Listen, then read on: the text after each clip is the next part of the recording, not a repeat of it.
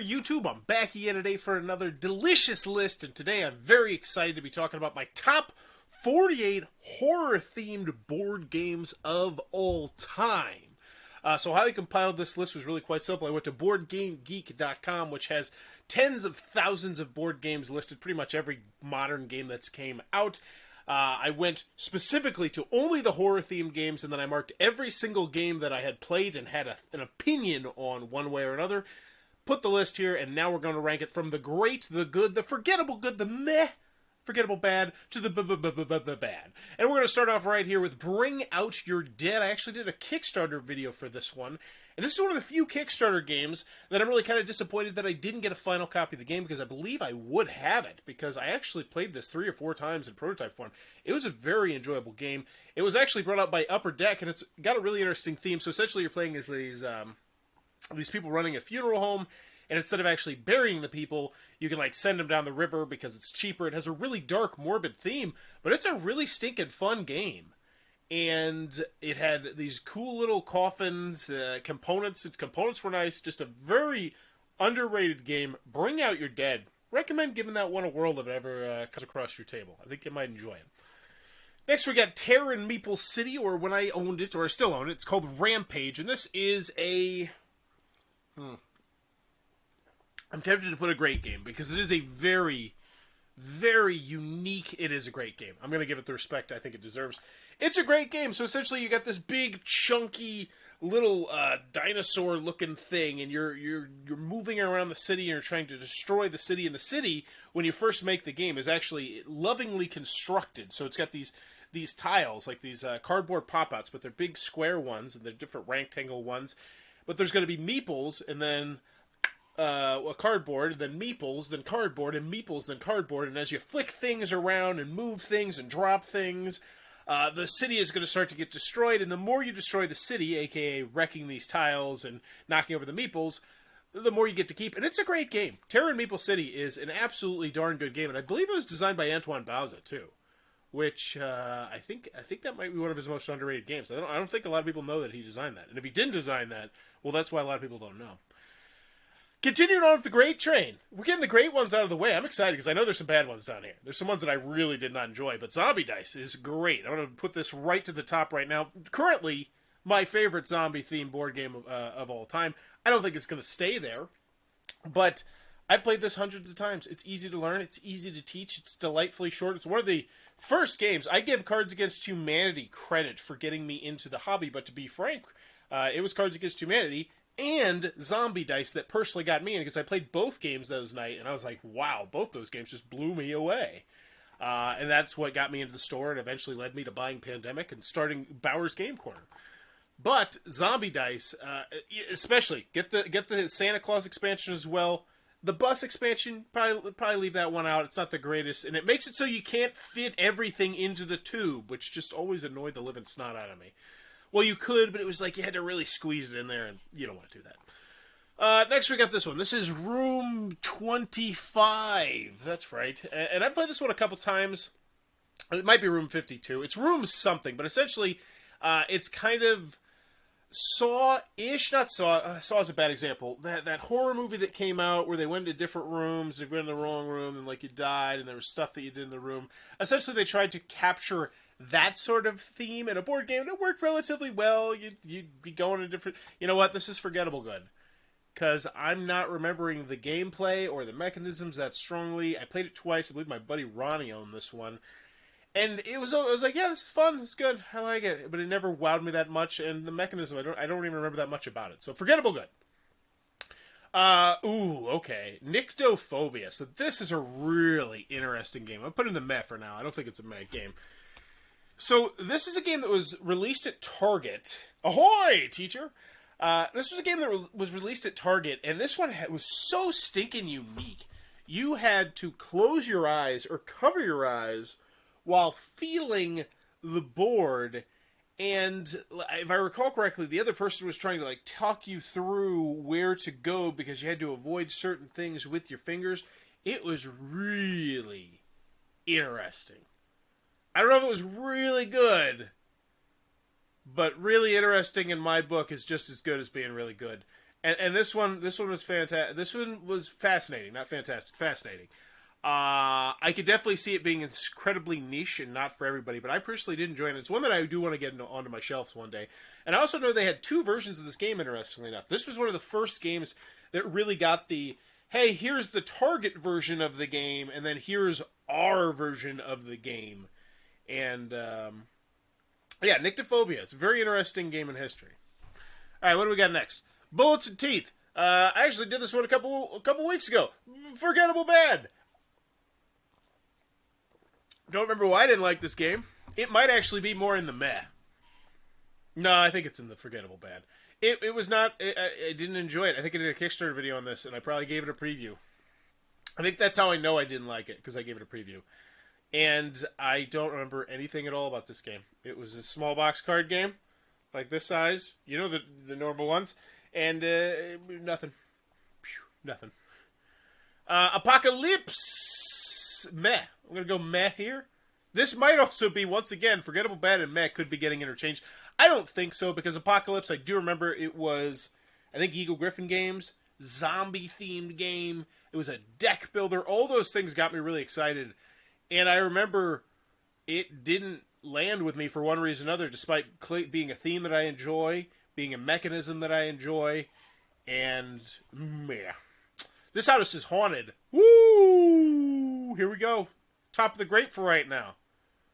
Top of the grate. No, I can't do that. I can't do that quite yet.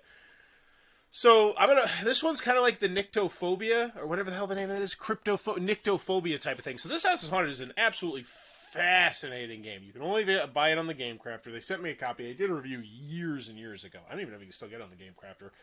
But essentially, it was a social deduction game with some cool mechanisms where you're playing cards into the box, you're using the insert of the box, and what made this game unique was it actually had you wandering around your home, not just the room, but your home in the dark, exploring with the lights off. Well, that's in the dark. But, like, people would have cards and people would become possessed, so you might have somebody doing something creepy or maybe trying to scare you when you walk into a room. That didn't happen all the time. It wasn't like a jump scare game, but it could happen, and it eased the sense of tension. It is such a unique game. It is a great game. This House is Haunted. And the expansion has a promo card with my face on it, which is kind of cool, too. Pirate May. But yes. Love it, love it, love it. This House is Haunted.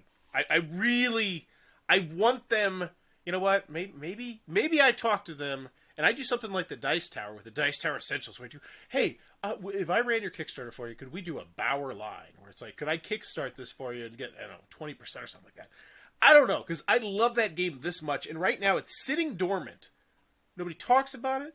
Nobody plays it. But there are people. It's like a cult classic, I think, because my Kickstarter video my video for it that I did wasn't a Kickstarter. It was just a Game Crafter game. It still gets hits to this day on a pretty routine basis. That game, This House is Haunted. Go get it if you get a chance. Play that one. It's really interesting. As long as you're not freaked out by walking around your house in the dark. V-Wars. Bad. Just straight into the bad. And this one hurt me. This one was by a big designer. This was the game that sealed my dislike, for the most part, of game designs by, what was it? He's the big one, Rob Daviau. I've since played one or two games that I enjoyed from him, but most of his games I just didn't like. Pandemic Legacy, not for me, 2 players. Like, it was just not fun, 2 players. And I came into this, it's based off a comic book. It's a cooperative game. It has like a pandemic-y feel, but with zombies roaming around. All those things sound spectacular to me, and I hated this game. It felt clunky. You know what? I'm leaning more towards the Forgettable Bad, because I don't remember the actual... you know what? No. I remember enough about this to hate it. The rules were not good. The gameplay was not good, and it felt clunky, and there was a constant shuffling, and it was just not a game for me. That was V-Wars. And I remember that one. I think most people didn't like that one. I could be wrong. Don't Mess with Cthulhu, though. Woo! This one goes to the top of the grade. And this one, honestly, might be... No, never mind. I know what number 1 is. Don't Mess with Cthulhu is a spectacular social deduction game from Indie Board and Cards, and it comes in a small box. Like, it comes in the original Coup style box. I want to say might be the box I'm thinking of, something like that. So it's very small, like $15 game, and it is just every time it goes out, it hits. It's such a simple mechanism where you deal out tiles, and it says, "Oh, you're either you're a cultist or you're not a cultist," and then you just shuffle up cards and pick cards out. But it's such an interesting game, and the reason why I love this game is because it gives people who are the good people an opportunity to lie. Too many social deduction games, and I think this is a big issue I have with some. What's the funnest part of the social deduction game? I think for a lot of people, is just the lying. It's just such a weird and odd concept that, this is the one time in life, really, if you think about it, where you can look at your loved ones, your children, your friends, your family, and lie straight to their face, and it's socially acceptable. Like, and this one lets you lie regardless of whether you're a good guy or a bad guy, and I do like that. Thanks for the Get Bit recommendation. Second graders loved it. Awesome. Slight tangent. If you want another great one that I had with that age, Dino Die is like Zombie Die. So the zombie theme's a bit too harsh. Dino Die is just you a dinosaur theme. And they actually made a younger version of Zombie Die, and it went over really well when I was in my classrooms.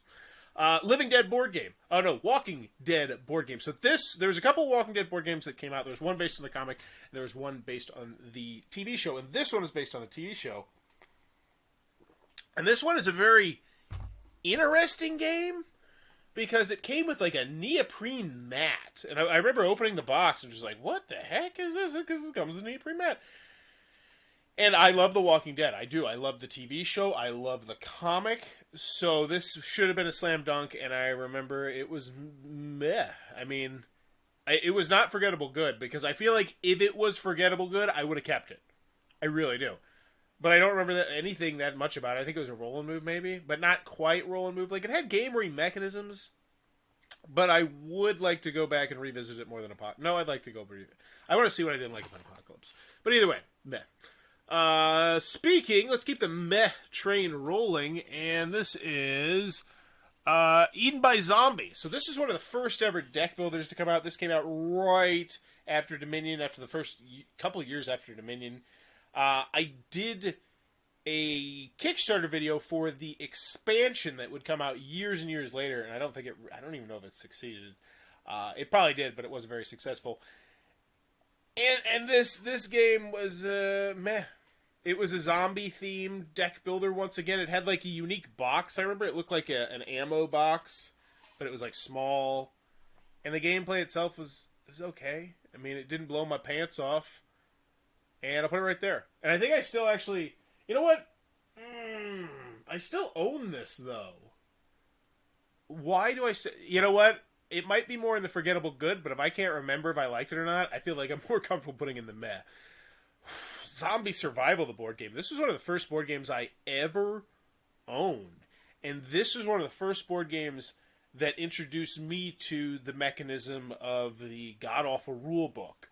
And I still own this game because I want to do a review of it, and I want to review the expansion for whatever reason. But this game had some cool ideas, and it really did create like a good feeling of, oh shoot, there's zombies all around my house, and they're coming. Like, look at the box images. Like, you're looking at the little peephole, and there's zombies outside. It does a good job of that. And when the game worked, it was fun, and I enjoyed it. But there's a reason why I've been planning to review that game for 8+ years, and that's because it's not that much fun. Apparently, it's not enough fun that I'm going to ever get it back to the table. But that one goes to the top. I would like to go back and revisit that one. All right, The Others. So this was a minis tactical-looking skirmish game from CMON that came out a couple years ago. It was all, it was like, oh, rage, CMON minis. This was back before it got really, really, really saturated with minis games. So there was a lot less people in the market, and it was good. I remember reviewing it and liking it and being like, oh, okay, this is a good review. I like this game. and then like just never really going back to it because it was the kind of game that just was a big time investment. And when you're a reviewer, you just don't have that much time normally, and to go back and reread these rules every single time, probably not happening. So forgettable good. I'd rather play that one again. I'd rather see that one again. All right, Blood on the Clock Tower, number 1 with a bullet. Not out yet. I look like a giant hipster. I know. Whatever. Don't care. It's that good. I'm not speaking hyperbole. It is. I love social deduction games. Werewolf is also in my top 3 games. So my top 3 games of all time are Werewolf, Twilight Imperium, and Blood on the Clock Tower. I've played thousands of games. I've reviewed 1,300 games, to put that into perspective. Those are my top 3. That's how much I love social deduction games. Werewolf is my baby. I love being the moderator. I love playing in 50-player games. I love playing in 10-player games. I just absolutely adore it. I played Blood on the Clock Tower. It's just a snot load over Origins. Like, every night we were in there playing it, and it completely destroys Werewolf for me if I really want... It's just a better game than Werewolf. Now, luckily, Werewolf still has so many things over it. Like, the fact that I can play Werewolf 50 players, and the fact that I can play Werewolf just absolutely, completely, like, not in a good state of mind. Like, let's say I've been drinking a whole bunch or something like that. But Blood on the Clock Tower, it's just the way the roles work together, and they pretty much, in the way you're the moderator, there is... So the reason why this game is so good is because it's so intricate and in-depth. So in Werewolf, there's a few roles sprinkled in generally that are really interesting and awesome. Blood on the Clock Tower, everybody is interesting and cool and unique. And that puts this huge strain on the moderator. But the way they run their moderation is just absolutely top-notch. Brilliant. Blood on the Clock Tower. Can't wait to get that game. So next we got Mysterium. So I do have to put a disclaimer on Mysterium. I have an issue with a lot of these games where you're supposed to be on the same wavelength. Like, what's that look like? What do we all think? Hive mind type things. Because my brain is just totally out of whack, as my wife puts it. Me and my wife just shot Escape Tales, The Awakening, which is like this escape room style game. And it's just in full display. She like literally said like 5 times, like, why can't you just think normal? And I never win at Mysterium. And it's just, and I will honestly say, I always get kind of bored in Mysterium. Like, I think it's a good game, and I have fun, but it's one of those games where I'm the person having the least amount of fun at the table every single time. So, I will go with good, but I think most people would have it higher on the good. Or do I go meh? No, because I still have fun. So, next we had Campy Creatures. This one was forgettable good. Yeah. Slap it right there. So, Campy Creatures, small box games from the same people who did Parks, and this one actually blew me away with how amazing the artwork was. And it was a card game. I remember playing in my classroom, and it was like, okay, that's pretty good. And I got rid of it, and I was like, all right, I didn't think twice about donating it to one of the kids in my class. So, obviously, it wasn't that good to me. I do know, apparently, the expansion makes it better. It's a pink box expansion, but I don't remember anything about the game, except I know, there were numbers. There were numbers on it. Fearsome Floors, I do remember, and I think is a good game, and I enjoyed it. Good deal. Put it higher than Mysterium for sure. I'm going to put it right there. So, Fearsome Floors is another one from Friedman Fries, who did Power Grid.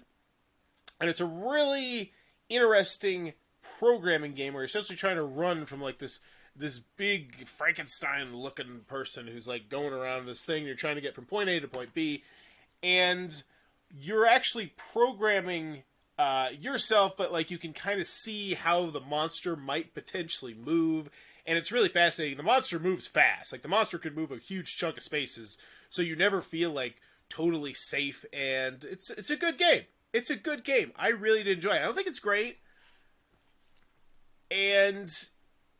But if you like programming games a lot, I think you might think it was great. Because it was easy to learn, it was easy to teach, and I did enjoy it a good deal. Alright. The Few and the Cursed. Speaking of games that were not easy to learn and not easy to teach. So this is a deck-building minis Wild Wild West game based off of a comic book where essentially you're going around the Wild West and picking up cards and fighting fighting things. And to be quite frank, I played this, I think, 3 times in this last year, and I don't remember that much about this game.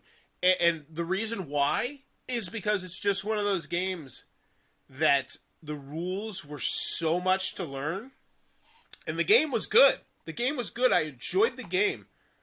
But I was like, I am never going to play this game with more than 3 players. Ever. Because that's the other thing. It's stretched out so long. And for what the game was, it wasn't good enough to sustain that. And I guess my brain's just starting to weed out games like that, apparently. Few and the Cursed. I couldn't give it away to the people I played it with. They enjoyed it as well, but they were just like, you know, I'm never going to get this played. So Forgettable Good, The Few and the Cursed, and I will put it at the bottom. Put it at the bottom. Womp womp. Did a winner. Great. Great, great, great. I will put it right there. Right there. So Dead of Winter is a semi-cooperative game set with zombies, and and what I do like how the zombies pile up. There's tons and tons of like zombie standees in this box, and you have to go to different locations to try and get items like weapons and food and complete different missions. But what makes the game unique is everyone also has their own secret missions that they have to complete in order to win those games, and those secret missions will sometimes make it look like you're a bad guy, and there might potentially be the chance that there is, in fact, a bad guy. Now, my big issue with Dead of Winter, and what I don't like about the game, is that there's a pretty high chance that nobody's the bad guy. And I just would rather have the bad guy, because being the bad guy is my favorite part of games most of the time. I really like being the evil person in the game. And I don't know. Like, I enjoy the game and I want to play through the expansions. I know there's like some big box expansions that just make the game go crazy after like 10 players or something. I'd love to do that one day. But it's a great game. It is. And I'll put it up here for respect. But this is one that it just keeps like, if you put a bullet to my head and said, what are my top 5 social deduction games? I don't think this one would be here. Because there's other ones that are coming that are higher. All right.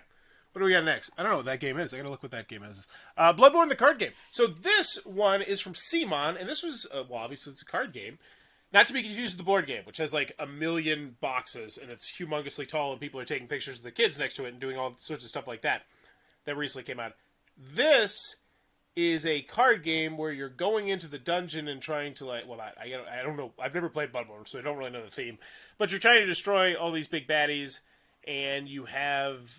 Oh, no! I own this game, and I really enjoy this game, and I was going to put it in the good, but I got to go Forgettable Good. Top of the Forgettable Good, though. The test, that's a good place to be. I think if I ever get the expansion... No, if I ever get the expansion, I'll play it a couple times, think it's a really good game, and put it back on the shelf the way I did now. I'm looking at it right now. Forgettable Good, Bloodborne, the card game. I'm sorry. All right, Fury of Dracula. This one, this is... What's the word? Hidden movement game, where essentially one person's going to be playing as Dracula, and the other people are trying to make sure that Dracula doesn't kill them. And I played this 2 times towards the very beginning of my hobby, and it absolutely blew my mind. These might have been my first hidden movement games. And I was like, wow, these are really stinking good. And I'm drawing a blank on much of this game right now. So, ooh, Forgettable Good. Dang. Alright. Not Forgettable Good. Elder Sign. Light, simple, dice chucking, fun. I think it goes up to like 8 players. You know, the theme doesn't really come across if you're really like looking to this as like another Elder, like so it's like the Arkham Horror series of games and Eldritch Horror themes. The theme, meh, but this is a really fun dice chucking game. I like it an awful lot. I think it's a very good game, and I'd rather play it than Fearsome Floors. Plus, it has a whole bunch of expansions, if I recall correctly. It's Fantasy Flight. Arkham Horror, the card game. Oh, we just talked about you. Where do I put you? You are such an intriguing game. Also, one of the first games I ever played when I got into the hobby. A game that I originally wanted to have every single expansion for ever. But then I was like, I never actually got the original Arkham Horror because there's just so many other games I'd rather own than Arkham Horror. So it's good, but I'd rather go Eldritch side. I do own Eldritch Horror, and I honestly think Arkham Horror is a better game. These two are close for me, but for whatever reason, I always just got more into the Arkham Horror theme. I just felt like it did the theme a little bit better. I still think Eldritch Horror is a very good game. And this one, I could flip-flop in the future, because I know Eldritch Horror also has a boatload of expansions, but they're both good games. I like them both. So, Zombie Island. This is a game where you are on an island, and there's zombies, and I still own it, and forgettable good then. I remember playing it solo a couple times and be like, this is pretty fun. I think I even shot a video of one. So I'll play this when my kids get older. And I still have not. So we need to, so then I can shoot a review on it, right? But Zombie Island, forgettable good. There. No, I'd rather revisit it. Because I know I can play with my kids. Zombie Island, okay. The Haunting House. This is one I also own, but that's just because I haven't reviewed it. I know it has like 4 or 5 expansions as well. It's not a great game. But this is a game where essentially you are trying to figure your way out of a haunted house, and the tiles around you are constantly rotating, and you have to like find the path. And I remember enjoying it. I played this 3 times. I remember 2 times it went well, and I was like, this is fun. I like this game. I'm glad I own this game, because I actually got this game at like an auction or something like that. It was a BGG auction, I think. It came in a big box and stuff. And then one of the games just dragged on forever. Like, quite literally. I'm still playing it now. And it left a bad taste in my mouth. But I don't remember that much about the game, so I'm going to put it in the forgettable good. But once again, I do want to go revisit this. But not as much as Zombie Island. Forgettable good. Crushing right now. Dresden Files, the cooperative card game. This is a great game, if I can tell you enough about it. So, Dresden, yeah, I can. So, everybody's going to have their own unique character. They're going to have their own different special ability. One person always has to play as Harry Dresden. It's based off the very, very popular book, and I think there was a TV series. There might have been some movies about it, but my wife loves them. I don't know anything about them. But it's very thematic. I remember my wife saying that. It comes with all these extra adventure expansion packs that you can buy with different bad guys. And it's a really cool cooperative game that I don't remember enough to put into the great category. But dang it, you're going to the top of the good category. I still own you. I still enjoy you. And every time I've played this, I think I've played it like 5 times now, I've had a good time with it. So, good game there. Alright, Edge of Humanity, a.k.a. the box that was way too freaking big. So this is a deck building game that, once again, forgettable good. Dang it, and you know what? I gotta be honest with myself. Dresden Files is the top of the forgettable good. Because I don't really remember that much about that game either. I remember there's different characters. Oh, wow. So apparently, I like these games, but they don't stick with me with the horror games for whatever reason. Maybe it's because the theme doesn't come across. Well, that theme does. Who knows? But anywho, Edge of Humanity is a deck builder. It's from Golden Age Games, and you go through different scenarios, and I remember it had a cool, interesting deck-building twist. I own it. It's right over there, and I don't remember what that cool, interesting deck-building twist, which you guessed it, means we're filling up that forgettable good category. I do know it's better than Zombie Island and the Haunting House. And Bloodborne. No, not better than Bloodborne. I did like Bloodborne a lot. But the most distinctive thing I remember about your game is that the box was way, way too big. It was like a Dominion-style box, but it had the same amount of cards you get in, like, Star Realms. And I was like, what the hell? Like, I know you're forward planning, but come on. I don't think they came out with any expansions for it either. Obnoxious box. Obnoxious. And it raised the cost of the game so high. Cool game, though. Alright, Are You Afraid of the Dark? The game. Meh. I did a review of this one.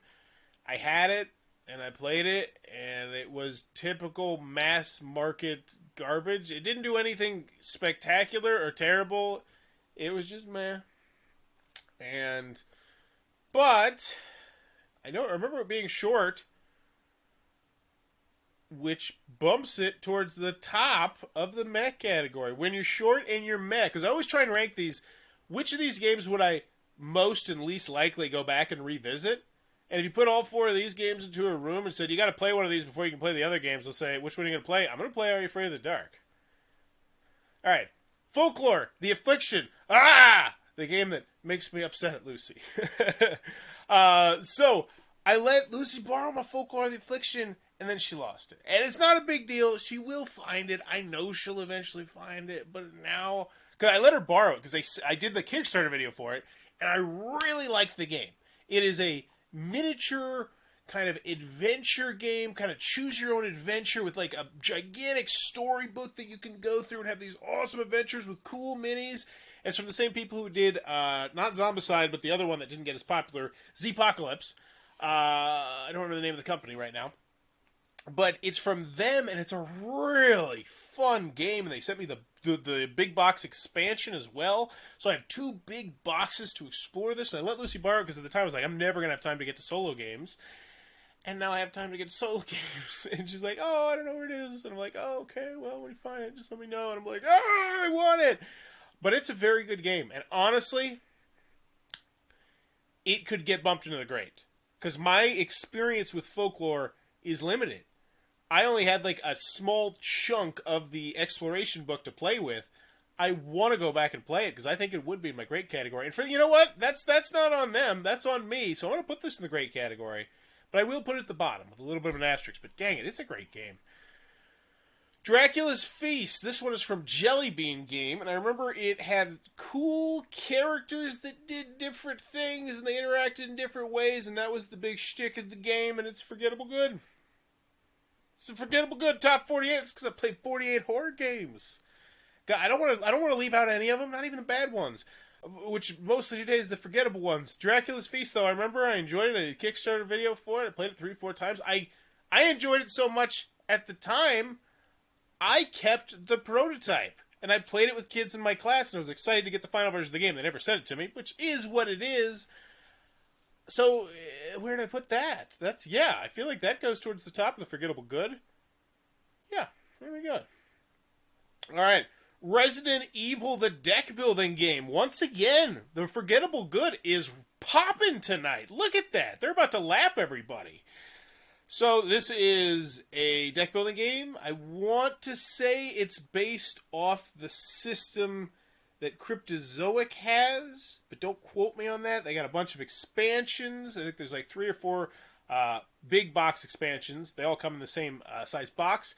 And it was fun, and my buddy Ronnie really enjoyed it. He had, I think, a lot for it, and I enjoyed it when I first got into the hobby, and I don't remember anything distinctive about it in any way, shape, or form, which means it's over here in the forgettable good. But I'd rather go back and revisit it than those ones. No, not that one. Can't do that. No, I can't do that either. Right there. These are the ones that I need to go back and revisit. I know Edge of Humanity is a good game. H.H. Holmes' Murder Castle. This one gets a big old meh for me. And I do say I'll put it at the top of the meh. So, full disclaimer, I've only played this 1.5 times so far. I have a feeling for the game, of what kind of game it is, and whether or not it's a game for me. But I do need to play it at the higher player counts. But I don't think it's going to change much of my opinion on the game. So essentially, you're wandering around this castle, and you're I don't even remember. It was so boring to me that I don't even remember. There's somebody who chases you, and they're trying to kill you or something. Yeah, man. Betrayal on the House of the Hill. So this one, I struggle with myself between good and meh, because it's not forgettable. Nothing about Betrayal on the House of the Hill is forgettable. So, but I'm going to put it at the bottom of the good. No, I actually put it above Mysterium. So it's a game where it starts off as a cooperative game, and you're exploring, and creepy stuff's happening, and you're gathering items, and it's a good game, and I enjoy that part of the game. And then you get, yeah, it's a good. Then you get to the haunt, and that's where one person is going to kind of go off and read their own booklet, and everyone else is going to read something. And then when you come back, one person is now possessed by the god of, laundry detergent or something, and they have to, wash everybody's clothes, or you're bats, and you have to fly around and eat other bats. There's just crazy different end game scenarios that pop up. And the problem that I have with this is I've played too many of them, because I probably played this about 10 times. It's a very popular game. And I played too many of them that just stretched out forever. Where it's like, okay, we're the climactic end of the game, and then the climactic end of the game just takes forever. And I know in the original printing of it, there were like some that were like broken, that they didn't work right in certain circumstances, and a good game. All right, the Kingsport Festival card game. I think I still have this game. And when I played this game, I had it in the great category. Everyone else had it in the okay category, like more towards the meh / bottom of forgettable good. And I have since fallen to the forgettable good category. As I don't remember anything about this game. I remember there were symbols on the cards. You had to match up the symbols, and it was cool and neat. And I remember that probably this game had about 6 or 7 playthroughs, and after that, it was probably not going to offer too much more new. But I don't know. It's right here. It's up here with the Resident Evil game. and Zombie Island. I don't remember enough about that game. So we got Gloom. Gloom's good. I enjoy Gloom. I'm going to put Gloom right... Ooh, actually, where do I put Gloom? Gloom's on the shorter side. I'll put it right here. I like it better than Arkham Horror, I think. So, I love storytelling games. Gloom's a storytelling game with transparent, see-through cards that you put on top of each other. So this card might have a skull face, and now when you put it on top of this card, which has the face of a person, then now that person has a skull face. That sort of thing. And there's number modifiers. You're trying to get points by telling a story. It's a really simple card-laying game at its core, but the unique artwork, the unique components, and the storytelling aspect set the game apart. And it's a game that I really enjoy making up horrific stories about these families. So for me, Gloom, good game. I enjoy it. Escape from... Oh, what is this one? I want to get this one proper because I'm about to slap a great seal on this one. I just don't remember the actual name of this game. Escape from Outer Space, I want to say. Where is it? Here we go. It is Escape from the Aliens in Outer Space. This one's from Osprey Games. This is such an underrated game, and this might be my favorite hidden movement game. This is one of the few games out there that creates a real sense of tension, like in your chest. You know, you're filling out circles and you're trying to escape from various different people, or you're trying to capture other different people, and it's intense. It's all pretty much on just everybody has their own separate thing that they're writing on. It is such a stinking good game. Great game. It's not a good game. It's a great game. One that I need to get played more often, because every time I've played this, it has hit, and it has hit hard. Great game. Escape from the Offspray Games one. Whatever the hell the name of this that was. Alright, Zombies. Zombies, once again, one of the older hobby games. I think it's over 10 years old. It's got like 30 different expansions, spin-off games, humans, and it really has been the whole cash cow for that company. And they also released, I believe they did this one, I want to say, the Zombie Survival. I could be wrong on that. Don't quote me on that. Or do. I don't care. That one they did do. Little Dead Riding Hood. That's the same company. I just don't remember the company off the top of my head. And I own it. I need to shoot a video on it. I once again remember every time I play it, I say, this is fun, this is good, I enjoy it. It has a whole bunch of little zombie minis, and I mean little, teeny tiny zombie minis that go around the board, and you have to kill them. And it's a good game. It can drag on for very, very long, potentially, which I don't like. But I don't remember how you kill zombies. Probably rolling dice, so forgettable good, once again. But I would like to go get this run revisited. Like, if it had 20-plus expansions... It had to be good, right? I bet if I played that with my son now, I bet he would really enjoy it. Maybe I will do that. That was my goal this week. And for that alone, you go here. That's a special spot, Zombies. No, that's too high. That's too high. I know that's the cutoff. Edge of Humanity, I know, is a good game. All right, Legendaries Encounters. This is a very, very good to potentially great. I have not played enough, I think, to put it in the great category. I'm going to put it in the very good category. Top of the good, actually. This is a deck building game based off of the Alien movies, and I've played this a couple times, I think 3 times, and the theme comes across really well. I like the legendary system. I really do. And this is a system of games that I want to own all these games eventually, because I've played a lot of them, and every time I play one of these legendary games, I'm like, I really like this system. I like it better than the Cryptozoic system. Yeah, I do. So, Legendary Encounters, great game. This is the Aliens one. Alright, what do we got next? Lovecraft Letter. So, this is Love Letter, but in a much larger version. Like, it's like a big box. And it has like these big chunky cards, and you can, if you play the Love Letter, so essentially each card has a unique, every card has a number, and every number has a unique thing that the card does. They took that and ran with it, because in Lovecraft Letter you can have like different cards that will do different things, different times. And I played it a couple times, so I thought this is fun, this is good. It technically is a better game than Love Letter, but I think Love Letter is just easier to get to the table because of its size and portability. And Lovecraft Letter, unfortunately, just kind of faded out for me. So, forgettable good. Yeah. But I do know I enjoyed it, so that goes up here, and I'd rather play than Edge of Humanity. Alright. Werewolf. Ultimate Werewolf. I already waxed poetic about it a little bit earlier. Number 2. Spectacular, fantastic. Playing a 50-player game of Werewolf is an experience that I think every single gamer needs to try at least once. It's going to take you a couple hours, but it is unlike any gaming experience you will ever have in your lifetime, because you quite literally, for a couple hours, form this close-knit village and start forming alliances and talking to people that you don't know and being mean potentially to people you don't know and saying, you're lying, he's lying, and you know, the backstabbing and the plotting and the different roles. And if you have a good moderator, it's unlike any board game experience out there. It's just so unique and so fun.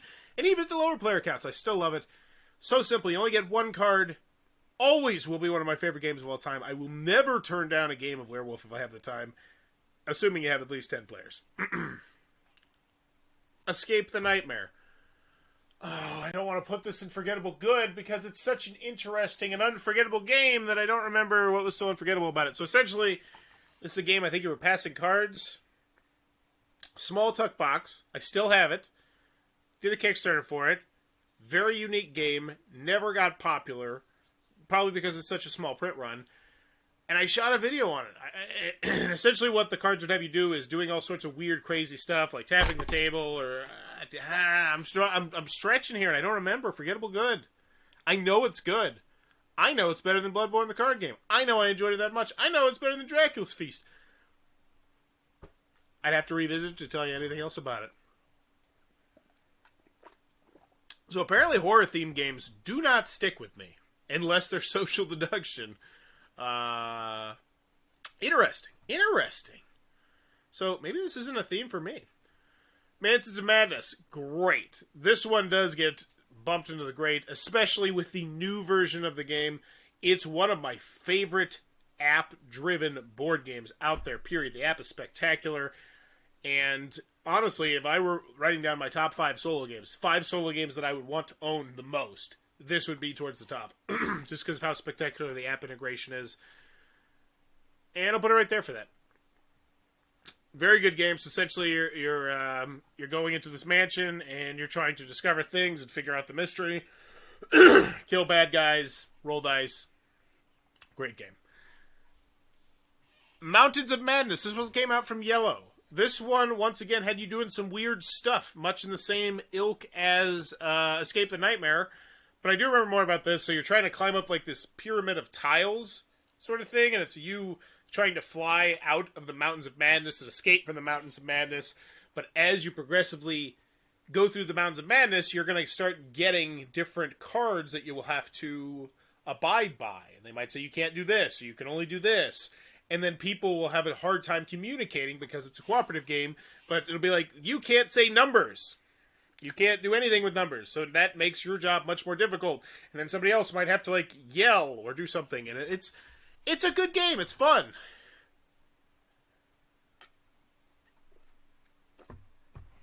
Hard Stop. I enjoyed it. I didn't go crazy for it. I still own it because I need to shoot a video on it.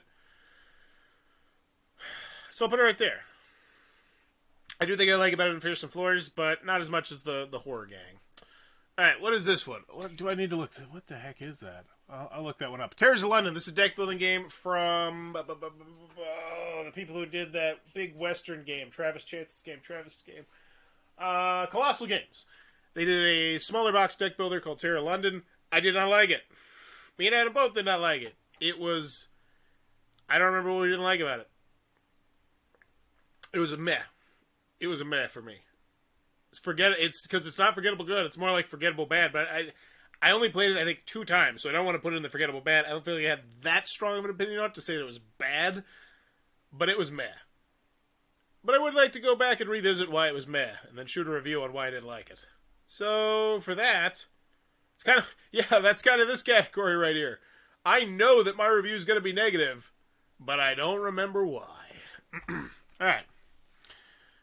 Little Dead Riding Hood. Forgettable bad. Yes. Forgettable bad. I think the big culprit on this one was the rules. I would like to go revisit this more because I haven't shot a video on it, so then at least I could get a video on it. Little Dead Riding Hood, I think it was the rules. I remember trying to play this the first time, and we quit because there was some rule that was not clear, and we're like, I think we're doing it right, but then we got to a point where like, we're totally not doing this right. And then we finally did play it again, I think like a month later, and we didn't like it. And I don't remember why we didn't like it, but we didn't like it, which is forgettable bad. All right, what's this last one? What is this? What the heck is this guy? What is that symbol? What game is this? Oh, I don't know what this is. What the hell? This is a terrible way to end this list. Well, that's been the top 47 horror-themed board games of all time. So coming up in the top 5, Blood on the Clock Tower, no surprise to me. Ultimate Werewolf, also no surprise, Don't Mess with Cthulhu, Spectacular. Zombie Dice, and Escape from the Outer Space. So there you go. If you enjoyed what I'm doing, please be sure to click on that subscribe button down below as I'm trying to reach 9,000 subscribers. Celebrate my 9-year anniversary of making YouTube content. Also, if you have a list that you'd like me to do, let me know in the comments below. I'll get to work on it. I can't guarantee it'll come out in the next few weeks, but I will eventually get to it. I got a whole bunch of, up here, I'm working on a whole bunch. We got video game theme games, deduction games, co-op, trading games, American West games, pirate games, whole bunch that I'm working on right now. So let me know in the comments below. And as always, thanks for your time, YouTube. Boop. Oh no, I don't click there. What am I doing? I have to click up here. Oh my gosh! Oh my gosh! Get out of here! Just end.